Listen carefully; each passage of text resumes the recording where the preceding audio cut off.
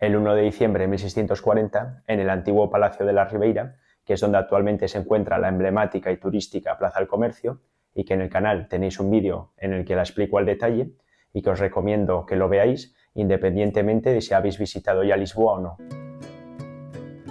Un grupo de nobles que pasarían a la historia como los conjurados entran por la fuerza en el palacio, en búsqueda de la virreina Margarita de Saboya, duquesa de Mantua, y de su secretario Miguel de Vasconcelos. Este último se encontraba escondido en un armario, y cuando lo hallaron, lo defenestraron, en otras palabras, que lo tiraron por la ventana sin miramientos. De esta forma se iniciaba la desconexión de Portugal con España, poniendo fin a la Unión Ibérica, la cual había comenzado durante el reinado de Felipe II en 1580, naciendo en Portugal un relato, una narrativa que quedaría en el imaginario popular como el día en que los portugueses expulsaron a los españoles de Portugal, una narrativa simplista que perdura hasta hoy. Además, el 1 de diciembre de 1640 se celebra la efeméride en Portugal y es un día festivo. ¡Comenzamos!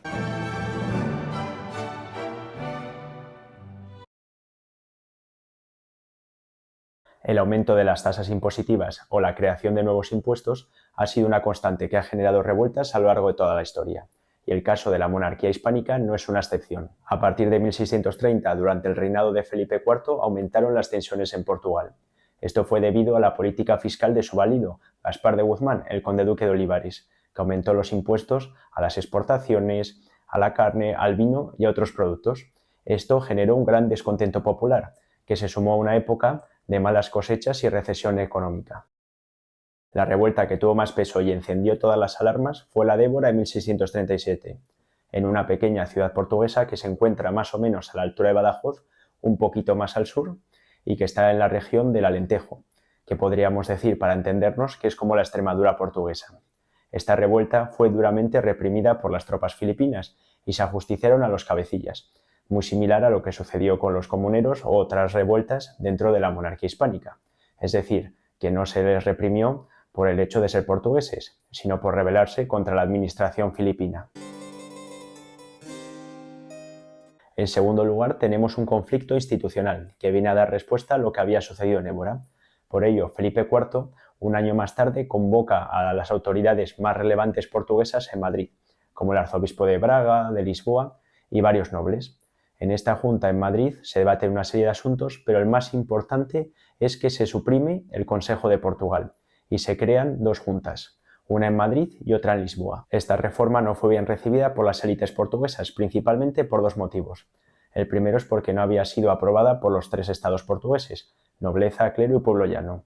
Y la segunda es porque a partir de ahora los cargos, los puestos, podían ser ocupados tanto por portugueses como por castellanos indistintamente. Y en el pasado, en el Consejo de Portugal, estos puestos estaban reservados exclusivamente a los naturales de Portugal.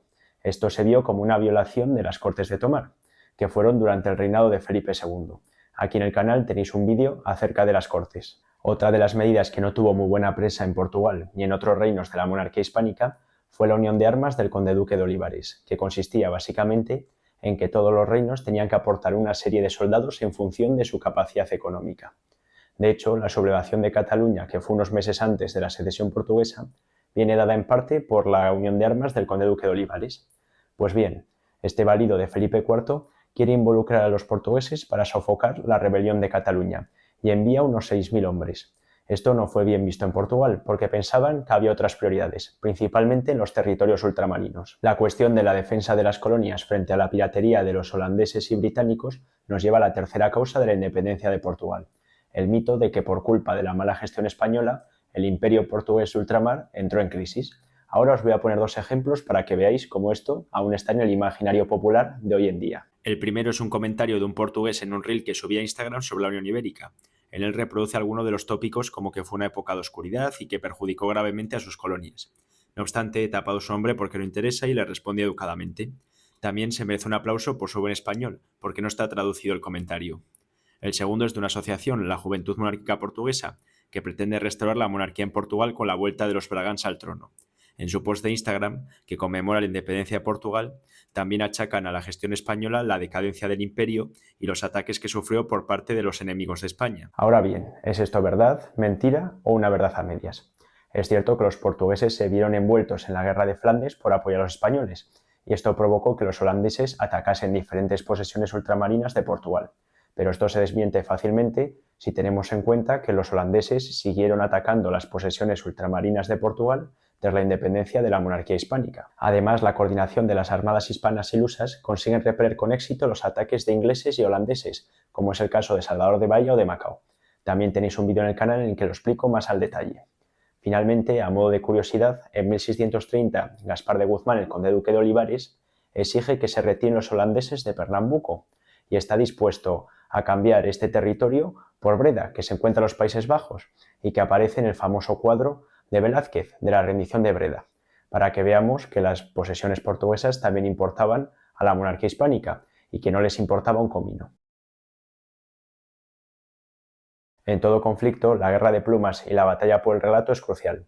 Así, los partidarios del duque de Braganza, que sería el futuro Juan IV de Portugal, comienzan una campaña propagandística contra los austrias, que sorprendería a toda la corte madrileña por su eficacia.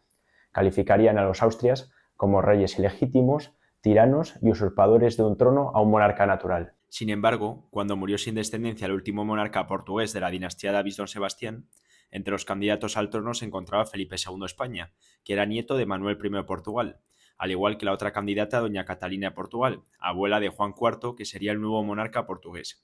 Así, ambos tenían derecho a reclamar el trono. Entonces, cuando se habla de restauración o legitimidad, no es del todo correcto, porque ni se restauró la forma de gobierno monárquica, ni se restauró el reino o la corona portuguesa, ya que se mantuvo durante la Unión Ibérica, y tampoco se restauró una antigua dinastía que gobernase en Portugal, porque anteriormente a la Unión Ibérica gobernaba la dinastía de los Avís y ahora vendría a gobernar la dinastía de los Braganza, y que esta misma dinastía, la de Avís, tuvo tanto vínculos con los Trastámara de Castilla como con los Braganza de Portugal. Asimismo, se comenzó a reforzar la identidad portuguesa en oposición a los castellanos, con esta idea de que el buen portugués no se puede castellanizar y que el castellano es su enemigo. En definitiva, se pretendía asociar a Castilla como el origen de todos los males.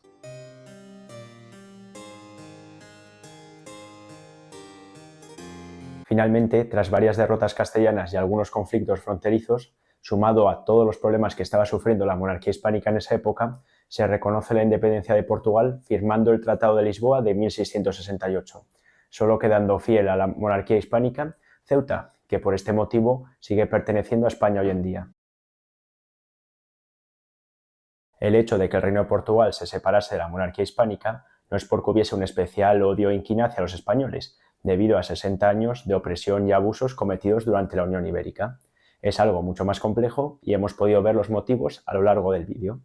Además, en esta época el concepto de nación no es como lo entendemos hoy en día, y el principal factor de identidad en la época era la religión, y si estábamos dentro de Europa era entre si eras católico o no. Como reflexión final, conociendo la importancia del lenguaje y el poder transformador de las palabras, considero que a este acontecimiento no le deberíamos llamar independencia de Portugal, y que sería más correcto usar el término secesión, porque Portugal se separó de la monarquía hispánica de manera unilateral y había sido incorporada de manera legítima y pactada en las Cortes de Tomar. No es que fuese subyugada e invadida por una entidad externa que no tuvo ningún vínculo con ella. Para usar el término independencia sería más correcto en el contexto de las invasiones napoleónicas, porque Portugal no guardaba ninguna relación con Francia y tampoco se incorporó ni de manera legítima ni de pactada. Espero que os haya gustado el vídeo y hasta el próximo.